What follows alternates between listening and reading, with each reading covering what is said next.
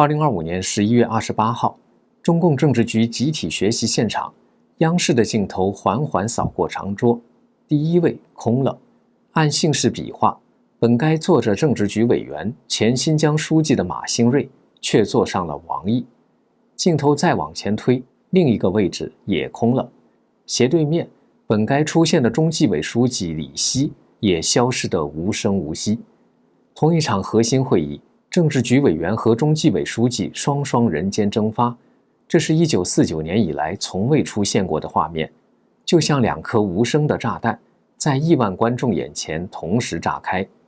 仅仅48个小时后，11月30号，马兴瑞在新疆主政3年半的铁杆二把手、自治区常务副主席陈伟俊被中纪委官宣落马。3天3个斧头，从中央到新疆，习近平的权力裂缝正在飞速扩大。谁在动手？风暴从哪里开始的？中南海正在经历着什么样的权力重排？观众朋友好，这里是大时局，我是袁成。2天前，11月28号，中共政治局先后召开会议和集体学习。这本来是一场极其程式化的政治仪式，按照惯例，中共政治局会议只有文字报道，没有现场画面。但是这一次，央视却改了规矩，并且在画面中透露了极不寻常的暗示。当镜头扫过全场时，人们惊诧地发现，王毅坐在了中共前新疆党书记马兴瑞的位置上。中共政治局学习的座次是根据与会者的笔画安排的，笔画少的排在前面。按简体字笔画，马兴瑞原本排在政治局委员的首位，但是当天晚上首先出现在新闻联播画面中的却是王毅，而马兴瑞并没有出席会议。这还不是最耐人寻味的部分，更令人倒吸一口凉气的是，中间常委圆桌上的异常。虽然圆桌上依然坐着7个人，但是镜头在逐一给每个常委特写时，唯独缺少了中纪委书记李希的画面。那么问题来了，圆桌上的第7个人到底是谁？如果是李希，为什么央视要故意不给镜头？如果不是李希，那李希去了哪里？反共自媒体人蒋网正爆料说，李希和马兴瑞一样缺席了政治局会议和学习。在中共的政治符号学中，镜头缺席往往比公开宣布更致命。难道李希当天已经不在可出镜的状态？更值得玩味的是央视反常的报道。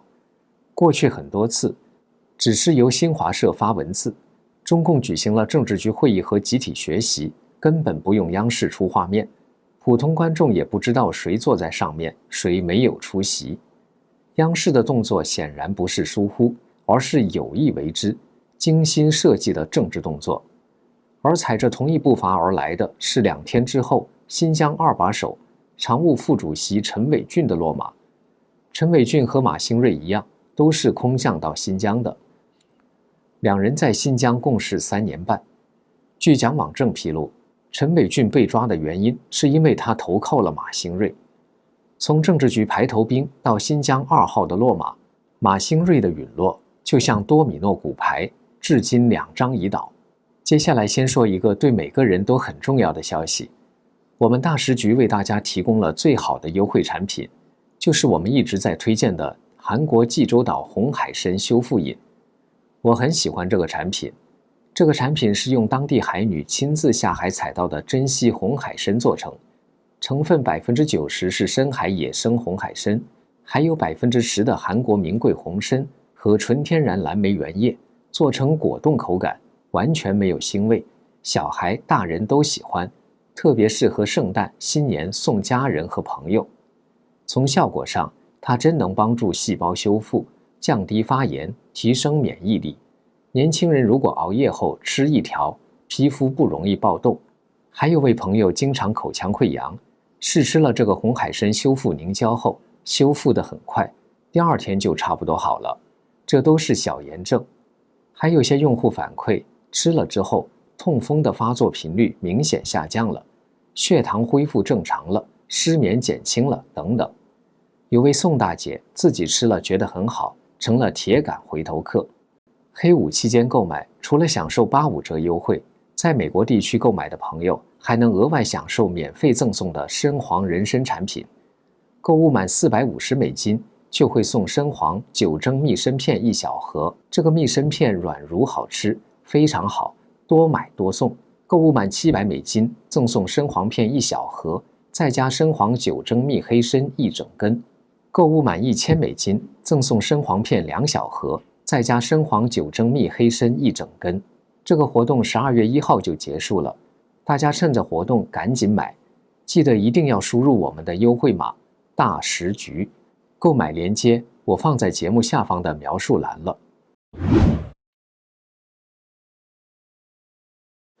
要理解11月28号那张空椅子的震动幅度，就必须把时间推回到今年的7月，那场看似普通却暗藏刀锋的人事调整。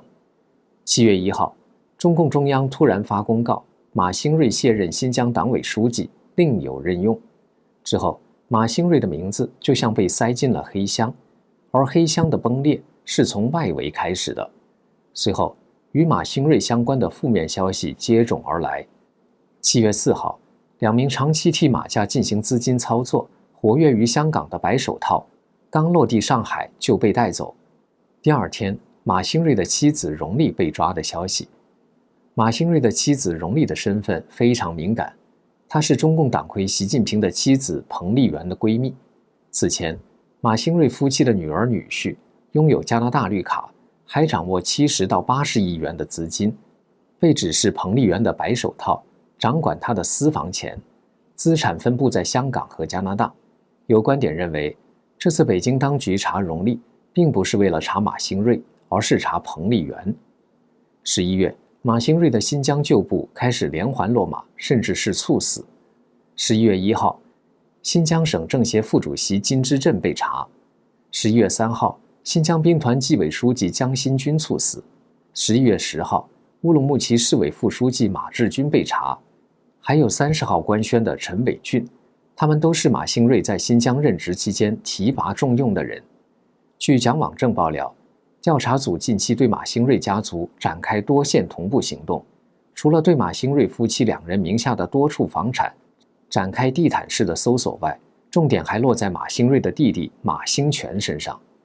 办案人员在马兴全名下的一处住宅内搜出近3亿元的现金，据描述，现金堆叠成墙，清点小组因此封库7天才完成清点工作。这个数字本身已经足够震撼，但是更关键的是，这只是家族资产中的可见部分。在反腐案件中，现金只是最粗糙、最不易藏匿的资产形式，真正核心的利益结构往往以影子公司、隐蔽股权、境外信托、跨境资本链条等形式存在。而这一次被搜出的几亿元现金，很可能只是这个家族长期积累的资产中最表层的一部分。这种从同时家族式多点下手的方式，意味着此次调查并非针对个人行为，而是对一整个利益网络的全面清算。值得注意的是，曾任马兴瑞秘书的南昌市长高世文也已经被抓，这进一步表明，调查并没有局限在新疆或者是广东，而是沿着马兴瑞多年的仕途轨迹向下延伸，触及他在不同阶段的亲信和旧部。从7月白手套落网到11月家族被全面清查，整个时间线清楚显示，围绕马兴瑞的调查并非偶发，而是一场自上而下、逐步逼近核心的系统性行动。在对马兴瑞家族的调查逐步扩大之际，一条比贪腐更敏感的线索浮现出来。据蔡胜坤爆料，马兴瑞还可能涉嫌暗中支持疆独。蔡胜坤说，马兴瑞被免去新疆党委书记一职后，曾一度传出在中央农村工作领导小组办公室任职的消息，但实际上一直处于配合中纪委调查的状态。开始时，马兴瑞还试图把问题推到妻子荣丽的身上，推诿对妻子的贪腐不知情。但是局势很快反转，从广东一路跟随他到新疆的秘书李光禄，向调查人员交代了上10亿级别的利益问题。更要命的是，李光禄的供述并不止于经济领域，还涉及到江毒指控。这是整起马兴瑞案中最黑暗、最具颠覆性的一条暗线。它不再是简单的贪腐，而是把国家安全本身变成了一台私人提款机。其实，这也容易理解。如果没有江毒，就突出不了他马兴瑞的重要性；没有持续的动乱，就没有源源不断的维稳经费。也就是说，动乱越严重，中央越紧张，维稳拨款规模越大，新疆书记的权力就越大，资源就越多，个人和家族的财富增值就越快。因此，为了保持第一步，必须让动乱看起来很严重，但又不能真的失控。于是出现了一个悖论式的操作，表面上高压维稳，实际上却故意留火苗。新疆近10年来每年获得中央海量的维稳资金，公安、兵团、基建、教育改造等板块合计动辄以千亿计。这些经费的分配很大程度依赖地方对风险评估的呈报。最直接的证据藏在煤炭产量里。从2021年底马兴瑞空降新疆到今年7月卸任，3年半的时间，新疆原煤产量从3.21亿吨暴增到5.41亿吨，增幅约69%。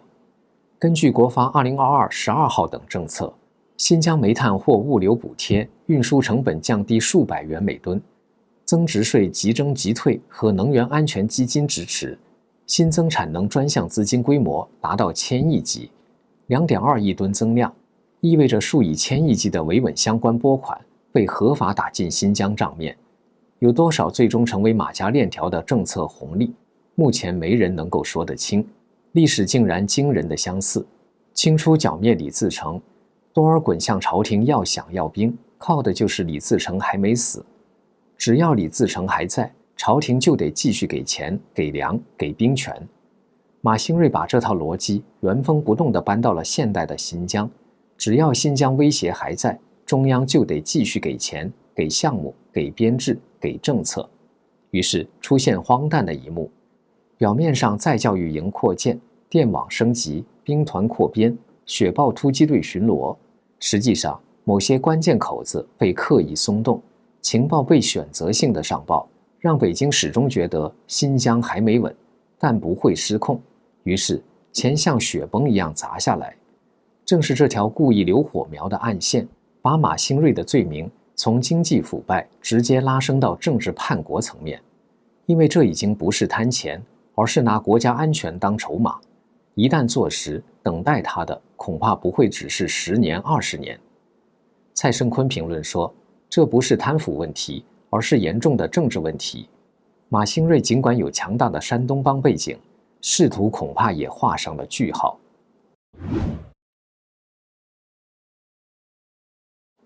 李希的缺席比马兴瑞更刺眼。他不是普通的政治局委员，他是习近平一手提拔的刀把子，是陕北帮在常委层面的唯一代表，是过去3年把2个确立、2个维护喊得最响的那个人。这样一个核心中的核心人物，现在突然缺席政治局学习，只能有3种解释。第一种可能是李希因为身体健康原因，同时缺席当天的政治局会议和集体学习。第二种可能是李希因为办案而缺席政治局集体学习。按惯例，查处省部级官员应当由政治局会议讨论。当天政治局会议决定查处陈伟俊乃至马兴瑞后，中纪委书记李希中途离场，立即部署相关查处行动，因而缺席后续的政治局集体学习。第三种可能是李希自身的处境可能也已经高危。李希是中共党魁习近平上台后不断提拔重用的陕北帮高官。李希任广东省委书记期间，马兴瑞任省长，2人搭档4年。近年来，习近平深陷权力危机，不少习家军的成员吹捧习的调门降低，但李希每次在会议上仍然大谈2个确立、2个维护等效忠习的用语。随着习近平失势以及高层内斗升级，李希也有可能成为清洗的目标。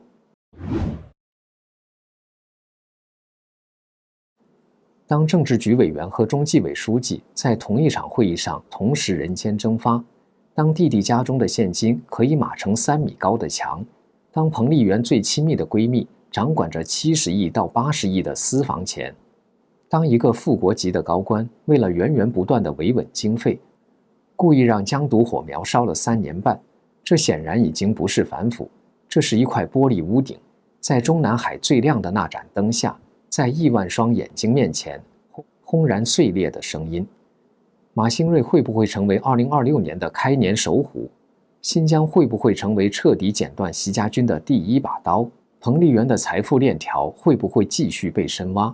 李希的空座位是他亲手点的火，还是已经烧到他自己脚下？真正的高潮在2026。这里是大时局，感谢您的陪伴与思考，请订阅、分享并打开小铃铛，一起在动荡中坚守真相，在黑暗中点燃希望。